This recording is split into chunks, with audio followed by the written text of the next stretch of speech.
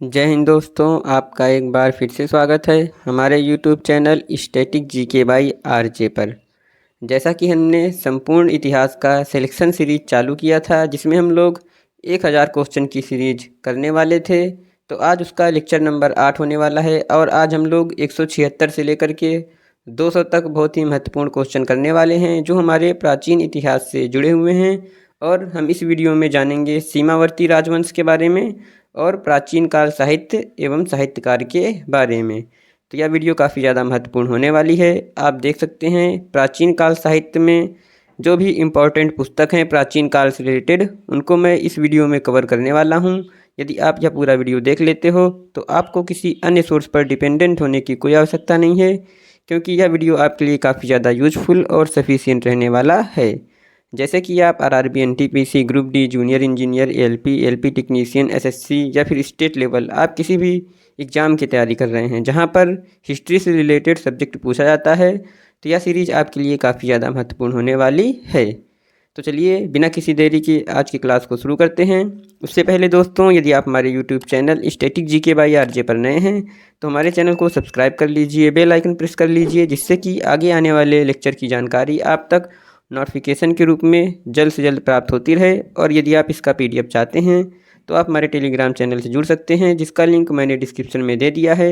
वहां से जा कर के आप इस PDF को डाउनलोड कर सकते हैं।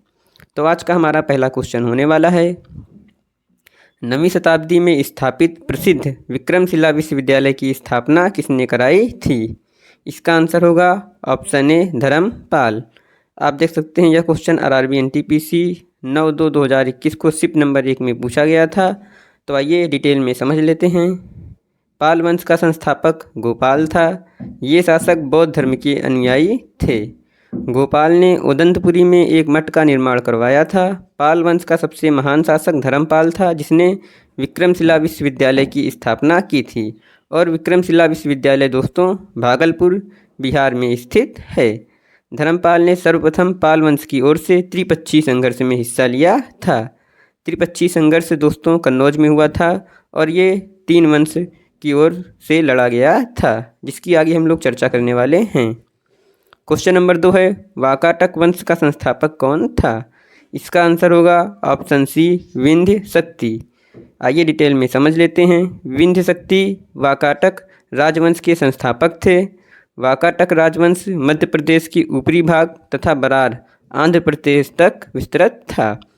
विंध्य शक्ति का उल्लेख वायु पुराण तथा अजंता लेख में मिलता है।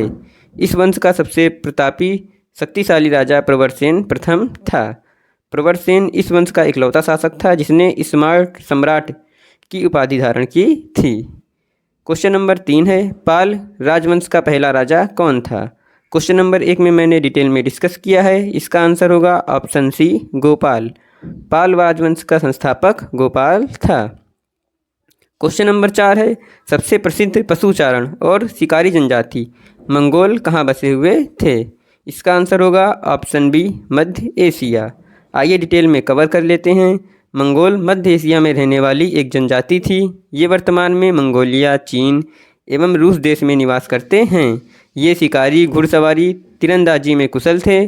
चंगेज खान भी मंगोल था। तो दोस्तों सीमावर्ती वंश हमारा यहाँ से समाप्त होता है। जो भी इम्पोर्टेंट पॉइंट्स थे और क्वेश्चन थे मैंने उसको करा दिया है। अब यहाँ से हमारा शुरू होता है नेक्स्ट टॉपिक, जिसका नाम है प्राचीन काल साहित्य एवं साहित्यकार, जो कि एग्जाम के दृष्टिकोण से काफ़ी ज़्यादा महत्वपूर्ण होने वाला है। तो चलिए शुरू करते हैं हम लोग अपने इस टॉपिक को। क्वेश्चन नंबर 5 है, भारतीय महाकाव्य महाभारत के 18 पर्वों में छठा पर्व कौन सा है जिसमें व्यापक रूप से भगवद गीता का वर्णन है? इसका आंसर होगा ऑप्शन बी भीष्म पर्व। आप देख सकते हैं यह क्वेश्चन आरआरबी एनटीपीसी के मेंस में पूछा गया था, जो कि हमारा 17/6/2022 को शिफ्ट नंबर 1 में कंडक्ट हुआ था। तो आइए डिटेल में कवर कर लेते हैं इस क्वेश्चन को। महाभारत के भीष्म पर्व में श्रीमद् भगवद गीता का वर्णन है। भीष्म पर्व के अंतर्गत महाभारत में 4 उप पर्व एवं 122 अध्याय हैं। इस उप पर्व के नाम जम्बूखंड विनिर्माण पर्व, भूमि पर्व, श्रीमद् भगवद गीता पर्व एवं भीष्म वध पर्व है। क्वेश्चन नंबर 6 है, पैशाची भाषा में लिखित गुणाढ़ ने किसकी रचना की है? इसका आंसर होगा ऑप्शन सी बृहत कथा। यह क्वेश्चन काफ़ी ज़्यादा इम्पॉर्टेंट है। तो आइए इसको डिटेल में कवर कर लेते हैं। प्राचीन साहित्य के कथाकारों में गुणाढ़ बहुत प्रसिद्ध है। वह सातवाहन नरेश हाल के दरबार में निवास करता था। इन्होंने ही पैशाची भाषा में बृहत कथा की रचना की थी। क्वेश्चन नंबर 7 है, राजकुमारी रत्नावली की प्रेम कहानी के संबंध में संस्कृत नाटक रत्नावली किसके द्वारा लिखित माना जाता है? इसका आंसर होगा ऑप्शन बी, हर्षवर्धन। आइए डिटेल में जान लेते हैं। हर्षवर्धन ने रत्नावली, प्रियदर्शिका एवं नागानंद नाटक की रचना की है। चीनी बौद्ध यात्री हेन स्वांग ने अपने लेखन में राजा हर्षवर्धन के कार्यों की सराहना की है। आपने पिछले लेक्चर में जाना था कि चीनी यात्री हेन स्वांग हमारा हर्षवर्धन के शासनकाल में आया था और हर्षवर्धन ने रत्नावली, प्रियदर्शिका एवं नागानंद नाटक की रचना की है और हर्षवर्धन के दरबारी कवि दोस्तों बाणभट्ट थे। क्वेश्चन नंबर 8 है, निम्न में से उस विकल्प का चयन करें जो कालिदास के विक्रमोर्वशीयम नाटक के वर्णित है। इसका आंसर होगा ऑप्शन सी, पुरूरवा और उर्वशी की प्रेम कथा। आइए डिटेल में जान लेते हैं। विक्रमोर्वशीयम कालिदास का प्रसिद्ध नाटक है। इसमें राजा पुरूरवा और अप्सरा उर्वशी की प्रणय कथा वर्णित है। विक्रमोर्वशीयम में श्रृंगार रस की प्रधानता है। दोस्तों शायद प्रोनाउंसिएशन थोड़ा सा गलत हो गया है। क्वेश्चन नंबर 9 है, कालिदास ने मेघदूत नामक अपने काव्य को निम्नलिखित में से किस भाषा में लिखा है? इसका आंसर होगा ऑप्शन बी, संस्कृत। आइए डिटेल में समझ लेते हैं। कालिदास 3री और 4थी शताब्दी में संस्कृत भाषा के महान कवि और नाटककार थे। इन्होंने अपनी सभी कृतियाँ संस्कृत भाषा में लिखी हैं, जिनमें मेघदूत नामक महाकाव्य उनकी सर्वश्रेष्ठ रचना है और यह एक गीति काव्य है जिसमें यक्ष द्वारा मेघ से संदेश ले जाने की प्रार्थना है और उसे दूध बनाकर अपनी प्रिया के पास भेजने का वर्णन है। तो आप कालिदास की कोई भी पुस्तक पूछी जाती है तो आप उनको डायरेक्ट टिक लगा सकते हैं कि संस्कृत भाषा में लिखी गई है, क्योंकि कालिदास की सभी कृतियाँ दोस्तों संस्कृत भाषा में लिखी गई हैं। क्वेश्चन नंबर 10 है, इनमें से कौन सा यूनानी प्राचीन इतिहासकार और राजनायिक इंडिका नामक पुस्तक का लेखक है? इसका सही आंसर होगा ऑप्शन सी, मेगास्थनीज। मेगास्थनीज जो कि एक यूनानी प्राचीन इतिहासकार था, इसने इंडिका नामक पुस्तक की रचना की है। क्वेश्चन नंबर 11 है, पाणिनि कौन थे? यह क्वेश्चन काफ़ी ज़्यादा इंपॉर्टेंट है और इसका आंसर होगा ऑप्शन डी, व्याकरणाचार्य। आइए डिटेल में समझ लेते हैं। पाणिनि प्राचीन भारत में संस्कृत भाषाविद, व्याकरणविद और श्रद्धेय विद्वान थे। अष्टाध्यायी 5वीं शताब्दी ईसा पूर्व में पाणिनि द्वारा लिखित संस्कृत व्याकरण है। क्वेश्चन नंबर 12 है, मुद्रा राक्षस नाटक किसने लिखा था? इसका आंसर होगा ऑप्शन सी, विशाख दत्त। विशाख दत्त ने मुद्रा राक्षस नाटक लिखा है। क्वेश्चन नंबर 13 है, नाट्यशास्त्र पुस्तक भारत के शास्त्रीय नृत्य पर किसके द्वारा लिखी गई थी? इसका आंसर होगा ऑप्शन बी, भरत मुनि। भरत मुनि ने नाट्यशास्त्र पुस्तक की रचना की है। क्वेश्चन नंबर 14 है, आर्यभट्टियम नामक पुस्तक आर्यभट्ट ने किस भाषा में लिखी थी? इसका आंसर होगा ऑप्शन बी, संस्कृत। आइए डिटेल में समझ लेते हैं। आर्यभट्टियम नामक ग्रंथ की रचना आर्यभट्ट ने की थी। यह संस्कृत भाषा में आर्या छंद में काव्य रूप में रचित गणित तथा खगोल शास्त्र का ग्रंथ है। इसकी रचना पद्धति बहुत वैज्ञानिक है। इसमें 4 अध्यायों में 121 श्लोक हैं। तो आर्यभट्टियम की रचना आर्यभट्ट ने की थी और इसकी भाषा संस्कृत है और यह पुस्तक खगोल शास्त्र और गणित से संबंधित रहने वाली है। क्वेश्चन नंबर 15 है, प्रसिद्ध तमिल महाकाव्य मणिमेकलई की रचना किसने की है? इसका आंसर होगा ऑप्शन बी, सतनार। सतनार ने तमिल भाषा में महाकाव्य मणिमेकलई की रचना की है। आइए डिटेल में समझ लेते हैं। प्रसिद्ध तमिल महाकाव्य मणिमेकलई की रचना शीतलय सत्यनार द्वारा की गई है। इसके द्वारा तत्कालीन संगम समाज और राजनीति के विषय में जानकारी मिलती है। इसमें चेर, चोल, पांड्य आदि का राजनीतिक वर्णन मिलता है जो कि दक्षिण राजवंश हैं। दोस्तों यदि आपको हमारा पढ़ाने का तरीका, वीडियो की क्वालिटी अच्छी लग रही है तो वीडियो को लाइक कर दीजिए। अभी तक चैनल को सब्सक्राइब नहीं किया है तो चैनल को सब्सक्राइब कर दीजिए और यदि आप इसका PDF चाहते हैं तो आप हमारे टेलीग्राम चैनल से जुड़ सकते हैं, जिसका लिंक मैंने ऑलरेडी डिस्क्रिप्शन में दे रखा है। क्वेश्चन नंबर 16 है, प्राचीन संस्कृत ग्रंथ अष्टाध्यायी के लेखक कौन हैं? इसका आंसर होगा ऑप्शन डी, पाणिनि, जैसे कि अभी मैंने आपको पिछले क्वेश्चन में बताया है। आइए डिटेल में जान लेते हैं। अष्टाध्यायी के लेखक पाणिनि हैं। यह संस्कृत भाषा व्याकरण की प्रथम पुस्तक है, इसलिए यह काफ़ी ज़्यादा इम्पॉर्टेंट है।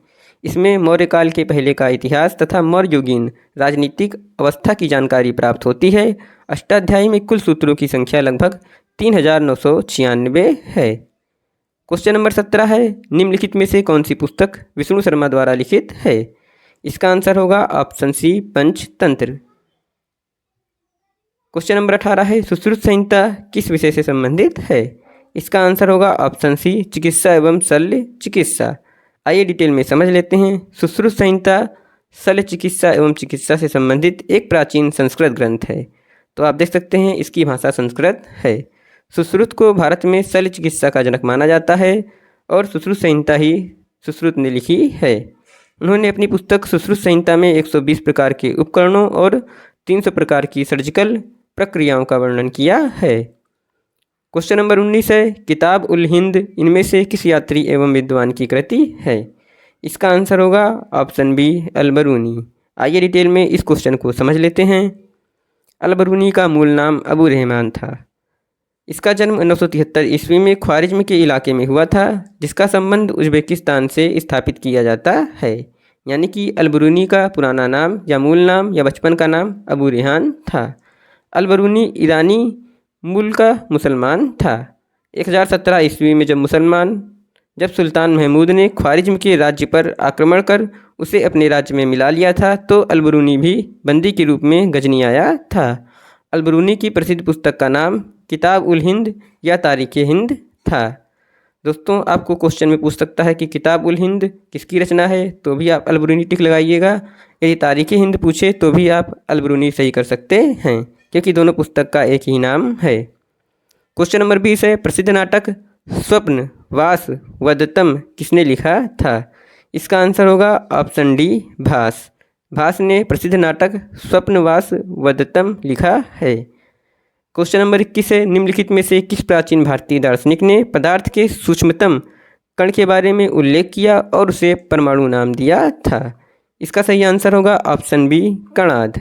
आइए डिटेल में इस क्वेश्चन को समझ लेते हैं। वैशेषिक दर्शन का प्रवर्तक कणाद मुनि को माना जाता है। वैशेषिक दर्शन में कणाद मुनि ने पदार्थ के सूक्ष्मतम कण के बारे में उल्लेख किया और उसे परमाणु नाम दिया था। यदि आपसे क्वेश्चन पूछे कि वैशेषिक दर्शन का प्रवर्तक किसे माना जाता है, तो उसका आंसर होगा कणाद मुनि। क्वेश्चन नंबर 22 है, महाभारत का मूल नाम क्या है? इसका आंसर होगा ऑप्शन डी, जय संहिता। जय संहिता महाभारत का मूल नाम है। आइए डिटेल में इस क्वेश्चन को जान लेते हैं। महाभारत का मूल नाम जय संहिता था, जिसे महर्षि कृष्णद्वैपायन वेदव्यास द्वारा लिखा गया था। महाभारत का प्रारंभिक उल्लेख आश्वलायन ग्रह सूत्र में मिलता है। इस महाकाव्य में 18 पर्व हैं। इसमें 5वें वेद को रूप में भी जाना जाता है। तो हमारे महाभारत को 5वें वेद के रूप में भी जाना जाता है और इसका नाम जय संहिता था और इसकी रचना वेद व्यास द्वारा की गई थी। क्वेश्चन नंबर 23 है, इंडिका के लेखक कौन हैं? इसका सही आंसर होगा ऑप्शन सी, मेगास्थनीज। आइए डिटेल में इस क्वेश्चन को जान लेते हैं। मेगास्थनीज यूनान का एक राजदूत था जो चंद्रगुप्त मौर्य के दरबार में आया था। वह कई वर्षों तक चंद्रगुप्त के दरबार में रहा। उसने जो कुछ भारत में देखा उसका वर्णन उसने इंडिका नामक अपनी पुस्तिका में किया है। दोस्तों, यदि आपसे क्वेश्चन पूछ ले कि मेगास्थनीज किसके दरबार में आया था, तो इसका आंसर होगा चंद्रगुप्त मौर्य, और मेगास्थनीज एक यूनान था। क्वेश्चन नंबर 24 है, जो कि इस वीडियो का सेकंड लास्ट क्वेश्चन होने वाला है, और यह क्वेश्चन है, हर्षचरित का लेखक कौन है? इसका आंसर होगा ऑप्शन सी, बाणभट्ट। बाणभट्ट ने हर्षचरित ग्रंथ की रचना की थी और बाणभट्ट हमारे हर्षवर्धन के दरबारी कवि थे। क्वेश्चन नंबर 25 है, जो कि इस वीडियो का लास्ट क्वेश्चन होने वाला है, और यह क्वेश्चन है, 10 कुमार चरित या टेल्स ऑफ 10 प्रिंसेस की रचना किसने की थी? इसका आंसर होगा ऑप्शन बी, दंडी। आइए डिटेल में कवर कर लेते हैं। 10 कुमार चरित या टेल्स ऑफ 10 प्रिंसेस दंडी द्वारा प्रणीत संस्कृत गद्य काव्य है। इसमें 10 कुमारों का चरित्र वर्णित होने के कारण इसका नाम 10 कुमार चरित्र है। दंडी संस्कृत भाषा के प्रसिद्ध साहित्यकार हैं। दोस्तों, यदि आपसे क्वेश्चन पूछ ले कि 10 कुमार चरित किस भाषा में लिखा गया है, तो इसका आंसर होगा संस्कृत। तो दोस्तों यह वीडियो यहीं पर समाप्त होता है। यदि आपको हमारा पढ़ाने का तरीका, वीडियो की क्वालिटी अच्छी लगी है तो दोस्तों आप हमारे वीडियो को लाइक कर दीजिए। यदि अभी तक आपने हमारे चैनल को सब्सक्राइब नहीं किया है तो आप हमारे channel static GK by RJ को सब्सक्राइब कर लीजिए, बेल आइकन प्रेस कर लीजिए, जिससे कि आगे आने वाले लेक्चर की जानकारी आप तक नोटिफिकेशन के रूप में जल्द से जल्द प्राप्त होती रहे। और यदि आप इसका PDF चाहते हैं तो आप हमारे Telegram channel static GK by RJ से जुड़ सकते हैं, जिसका लिंक मैंने डिस्क्रिप्शन में दे रखा है। उसके अलावा दोस्तों आप हमें अदर सोशल मीडिया जैसे कि फेसबुक, एक्स और इंस्टाग्राम पे भी फॉलो कर सकते हैं, जिसका लिंक मैंने PDF में ऐड करा दिया है। आप वहां से जा कर के हमें फॉलो कर सकते हैं। तो चलिए दोस्तों मिलते हैं नेक्स्ट लेक्चर में, तब तक के लिए थैंक यू।